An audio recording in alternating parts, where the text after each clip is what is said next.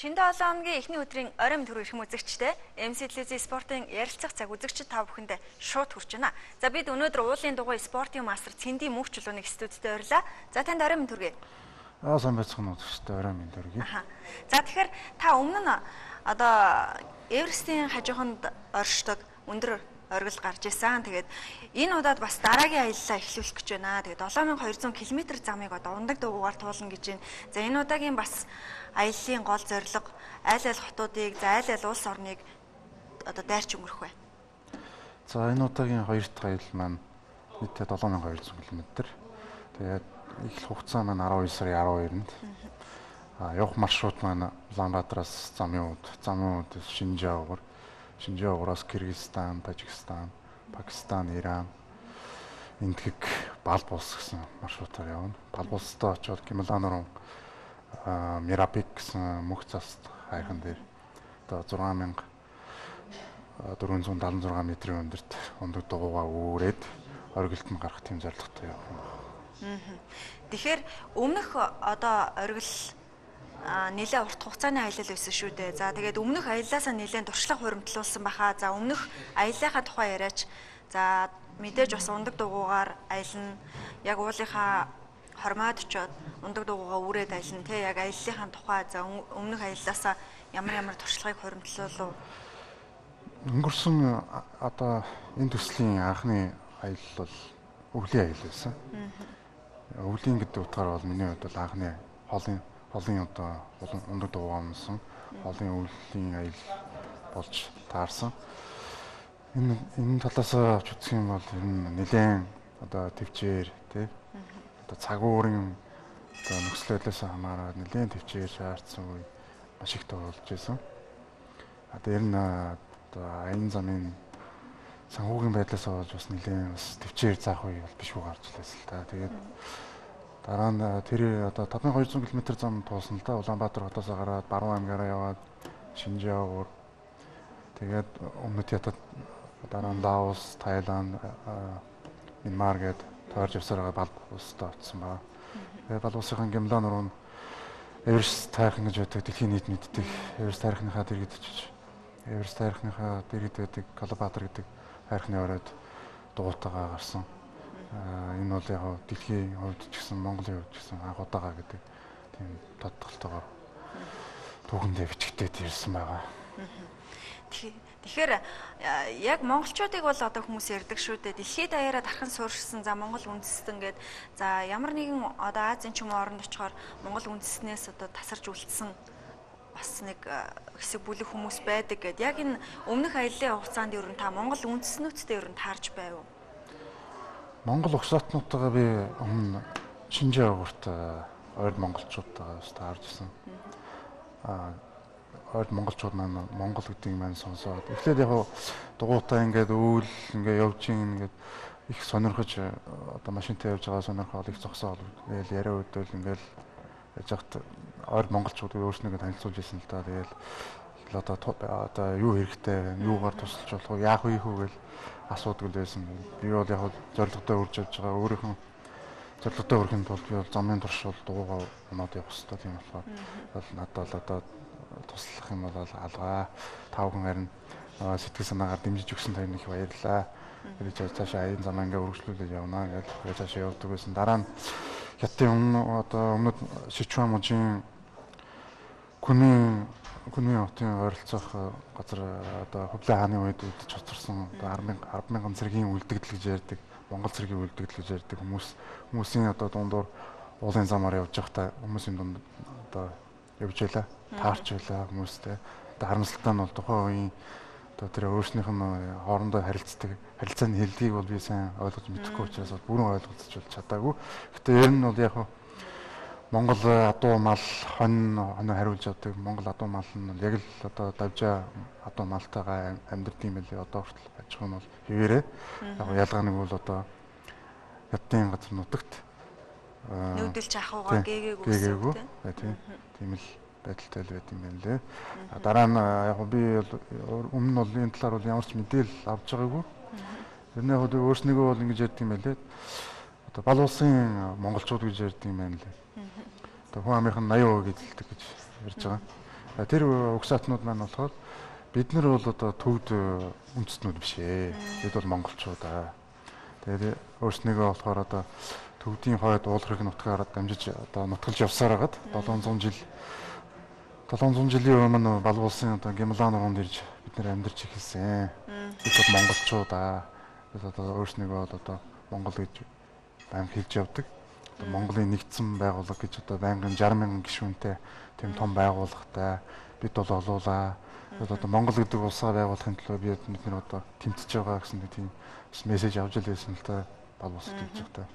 За өмнөх аяллаа тухайд нэлээд олон орноор та аялж байсан шүү дээ. Би бас таны захин хуудасаар бас харж байсан л да. Тухай бүрт мэдээллийг авч ирсэн. Ер нь бол одоо хамгийн илгэцэг дотноор хүлээж авж байгаа ямар улсын одоо ямар үндэснүүд байсан бэ? Ер нь аял дотроо дугуйн аял дэлхийгээр тойрж байгаа ч ер нь твээр тойрж байгаа ч ер нь дугуйн аял гэдэг бол аял дотроо бол хамгийн төвчээр шаардсан аял л да зэрэг. Тэр үүднээс нь хүмүүс хүлээж авдаг. Ямар ч үндэс угсааны хүмүүс, хил устдаа хүмүүс байсан. Бүгд л нэгэн санаагаар хаач явсан эрхээ уруугаа зоолгож биднэрт бол урам өгж явдаг л да. Дуугаар аялж байгаа хүмүүс биднэрт бол тэр их сайхан байдаг. Аян замд явж байхад бол. Одоо таны яг хоёр дахь аялал бол Энэтхэг Балбын Гямлан нуруунд орж Мира Пик гэж байгаа шүү дээ. Тэгээд 6476 м өндөртэй мөнх цаст хайрхан гэж байгаа. Тэгэхээр мэдээж бас манахаас өмнө нь Монгол Улсын гай тамирчин Өсөх баяр за Гангаамагийн хоёр улчин Эверестэд гарч ирсэн. Далайн түвшнээс дээшээ оргилууд одоо өндөрсөх тусам цаг агарын хувьд шал өөр болно. Тэгээ тухайн хүний биеийн онцлог за эрүүл чирэг байх ёстой. За ингээд нөгөө цас жаварт нь гацар хайрхтгаас ахуулаад энэ тал дээр та ер нь эрсдлээ хэрхэн одоо бодож өөрийгөө эрүүл мэндэ хамгаалж аюулгүй байдлыг хэрхэн хангаж байна? Миний энэ аялал бол нэг талаараа экстрим одоо риск ихтэй одоо тэр хол зам гэж туулаад өвлийн үйлрэл туулаад дараа нь одоо тэр өндөрлөгөө уусан өөд дуугаа өрөөд алхна гэдэг бол мэдээж бол амаргүй маш их төвчээр шаардсан тийм аялал л да. Ер нь манай уулчид Гавьяад уулчин Өсөх баяр Гангаамаа тэр хүмүүс маань бол мэдээж уулын спортыг хөгжүүлэхийн төлөө Монгол улсад хөгжүүлэхийн төлөө бол бүх талаараа бол хичээж чангааж ажиллаж байгаа хүмүүсийн нэг л дээ. Би бол тэр хүмүүсийг бол үнэхээр бол сая ууланд яваад ирэхдээ бол үнэхээр барахчл байлаа уулчтаараа. Тийм. Яг одоо өндөр ууланд дайралт хийх, авиралт хийж байгаа уулчид бол нэг тийм хүнд ачаа авч явдаг юм байлаа. За миний би яг өмнө цэцэг үнд бас Монгол Улсын гай тамирчин Өсөх баяртай хамтдаа Монголын спортын сэтгүүлчид авиралт хийж исэн. Тэгэхээр мэдээж таны хувьд бол одоо ундаг дуугаа үүрээд яг тэр тухайн агуулгын хормоос ахуулаад оргилтон дайралт хийнэ гэж байгаа шүү дээ. Энэ тал дээр одоо хэцүү бэрх нь юу байна те? Яг аян замдаа бол одоо ундаг дуугаар явахдаа ачаа мэдээж хөнгөн байх хэрэгтэй байх. Аяллаа бэлтгэл. Ер нь яг зуны холын замын дугуйн аяллаас өвлийн одоо холын замын дугуйн аялал ялгаатай л да. Хоорондоо эрсдэс ялгаатай хоорондоо. Юугаар ялгаатай гэхлээр дээр нь одоо маш их ачаа авч явна. Жадгаж одоо улиралдаа тааруулж юм чинь дулаа хувцас гэдэг чинь дор хаяж 4 ээлжийн хувцастай явах хэрэгтэй болно. Би ч одоо сая өнгөрсөн аяллаар явж байхдаа чинь 4 ээлжийн дулаан одоо ижүүрэн хувцастай явсан. Тэгсэн ярнаа л одоо тэгэл бүх хувцас солиод одоо чинь өглөө гараад өдөржин дугуйгаа жийж явж байгаа л оройн майхандаа ороод унтахад бүх юм чигтсэн, орцсон тэгээ бүх хувцас солиод маргааш өглөө дахиад хуур хувцастай явна. Тэгэл хээр ер нь 2000 км газар ер нь ямар ч хүн ятгүй газараар явах тохиолдолд бол ер нь 4 ээлжийн хувцас бол тэгээ 4 өдөр өмсөөл дараагийн өдрүүдэд нь тэгэл хувцаа тэгэл чигтэй ноотон чигээр өмсөөл явах. Тэгэл тэр мэтлэн ингээл энэ төвчээр их шаардсан аялал болдог л доо өвлийн дугуйн аялал гэдэг бол. Яг мэдээж одоо яг хуу дэлхийгээр бас аялсан монголчууд, аялж байгаа монголчууд за жишээ нь одоо Амай бол явгнаар бас ингээд дэлхийгээр аялдаг шүү дээ. Аялаад ч ирсэн. Тэгэхээр зардал мөнгөний асуудал бол зарим яг хуу дэлхийгээр аялж байгаа монголчууд нэх их тийм их мөнгөтэй байх шаардлагагүйг тэгдэг шүү дээ. Ундаг дугуйгаар яг энэ аялал хийхэд зардал мөнгөний асуудал одоо хэрхэн шийдэгддэг юм бол за хэдэн төгрөгийн зардал орд юм бол яг зүгээр явган аялж байгаа, үр хүчээ өөрөд аялж байгаа хүмүүс бол яг нэг янз янзаар л аялдаг л да. Зарим нь бол явган алхаал, унаа тэргэнд суудаг, явган одоо байнга л явган алхаж явдаг. Тийм усууд үү. Тэр усуудын бол мөнгө төрний бол мэдээж бол адилхан л зардал гарна. Бараг илүү зардал гарна. Дуундаг дуугаар ээлж байгаа хүний хувьд ч гэсэн бас тодорхой хэмжээний зардал гарна л да. Бас нэлээд зардал гарна шүү. Гэхдээ тэр хүн маань одоо ямар хугацааны хэдийн хугацааны ямар зорилготой илэл хийж ийн гэдгээс хамаарал зардал болгоно өөр өөр байдаг л да. Тийм. Миний хувьд бол бас сая одоо бусад дугуугаар аялж байгаа дэлхийг тойрж явж байгаа дугуугаар дэлхийгээр одоо ТV-ээр явж байгаа дугуугаар аялж байгаа хүмүүсийн хувьд ялгаатай нь болохоор би өөрөө богино хугацаанд явсан. Одоо ямар ч амралтгүй явсан л да. Тэр бүрээ ялгаатай. Гадаадын дугуйчд бол энэ ингээд л да одоо шинэ нэг газараа одоо нэг том суурин газар ч юм уу нэг том хот ч юм уу нэг 7 хоног ч юм уу тий.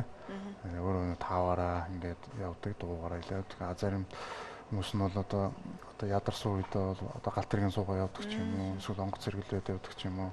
Тийм тохиолдол байдаг юм байна лээ. Өвлийн үйлдвэрлэлийн хувьд бол ер нь дугуйчд одоо дуугаар аялж байгаа хүмүүсийн хувьд бол байж боломжгүй зүйл байдаг юм байна лээ. Тий гадаадынхны хувьд бол би бол одоо их олон дугуйчдыг бол тэр Өрөмч хотод бол харж ирсэн л да. Гэдгийн шинж байгуурын Өрөмч хот. Бид нар бол одоо бүгд л одоо намайг очсон тэр Өрөмч хотод очсон байх үед бол бүгд л бид нар одоо өвөл бол явж чадахгүй байна. Бид нар энэ Өрөмч хоттой бол одоо дунд сургууль, баг сургуульд англи хэл заагаад одоо хавар болохыг хүлээгээд хавраас эхлээд одоо аяллаа цааш үргэлжлүүлээ явж гэдэг юм уу нэг тийм байдаг юм байна лээ. Нэр нь бол дээр нь тэгээд ер нь бас нэг юм сонирхолтой аялалтай холбоотой сонирхолтой хэлэхэд одоо шаардлагатай л байт юм лээ. Аялын даатгалууд. Манайд одоохондоо бол хүн одоо онгоцоор нисч очдог ч юм уу эсвэл богоо галтаргаар зорчдог тийм аялагч нарт зориулсан одоо аялын даатгалууд байдаг. Гадаад улс оронд бол маш олон төрлийн даатгалууд байдаг л да. Одоо экстрим аялал, экстрим аял дотроо маш бол бараг 100 төрлийн даатгалууд байдаг. Харамсалтай нь одоо би жишээ нь одоо ингээл аяллаар ингээл явхад асууж байгаа юм л да. Та одоо ямар төрлийн аялал хийж байгаа гэдэг тэгэхээр экстрим төрлийн аяллыг уучлаарай. Бидний экстрим төрлийн аяллыг даатгадаг уучлаарай. Тэгээ гадаадын улс орнуудаар ингээл явж байхад ер нь гадаадын иргэд бол нэг доор хаяж дөөш нэг $500,000 даатгалсан байх жишээтэй. Тэгээ амнасаа зөвхөн амнасаа л ихэд тэгэл даатгалсан байх жишээтэй.